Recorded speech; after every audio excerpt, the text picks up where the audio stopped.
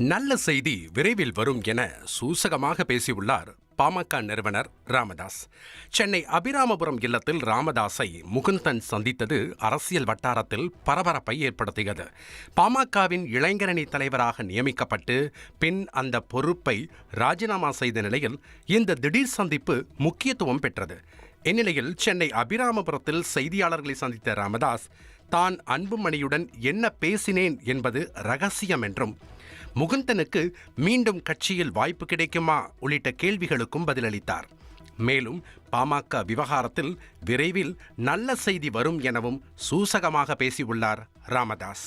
கூட்டணி யாரோடு, எப்போது, எப்படி, ஏன், இந்த கேள்விக்கெல்லாம் இப்பொழுது சொல்ல முடியாது. எப்படியும் ஒரு 2 மாதம் 3 மாதத்தில் அது தெரிய வரும். இப்போ என்ன பேசுனீங்க சார்? வாய்ப்பு இருக்குது இல்லை அப்படின்னு சொல்ல முடியாது. யாருக்கு எப்பொழுது வாய்ப்பு வரும்னு சொல்ல முடியாது. வாய்ப்பு அவருக்கு வரும்.